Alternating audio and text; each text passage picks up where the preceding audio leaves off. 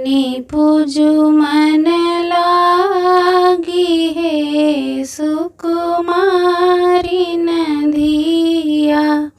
पावनी पूजु मन लागी है सुकुमारी नदिया। लाड़ो के ससुरा बड़ी शौकीनिया। लाड़ो के ससुरा बड़ी रे शौकीनिया। खजवा दिलक भेजाई है सुकुमारी नसिया।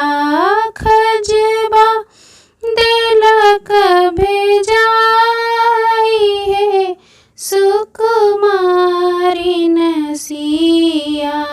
लाड़ो के सासु बड़ी रे चोरिनिया।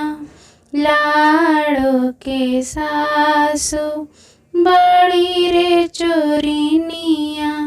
खजवा लेलकन चोराई है सुकुमारी नसिया।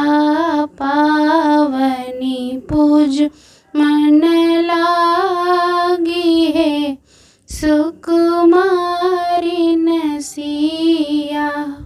लाड़ो के भैंसुरा बड़ी रे शौकीनिया। पटोरा दिलखन भेजाई है सुकुमारी नसिया। पटोरा दिलखन भेजाई है सुकुमारी नसिया। लाड़ो के गोतनो बड़ी रे चोरिनिया। लाड़ो के गोतनो बड़ी रे चोरिनिया। पटोरा रखलन चोराई है सुकुमारी नसिया। पटोरा लेलखन चोराई है सुकुमारी नसिया। पावनी पूजो मन लागी है सुकुमारी नदिया। लाड़ो के देवरा बड़ी रे शौकीनिया।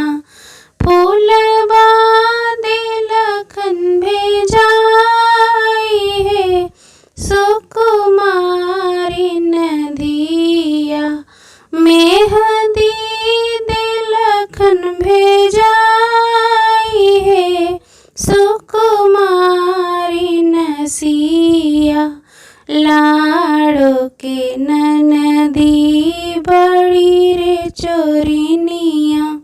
मेहंदी रखलन चोराई है सुकुमारी नसिया। मेहंदी रखलन छुपाई है सुकुमारी नदिया। पावनी पूजु मन लागी है सुकुमारी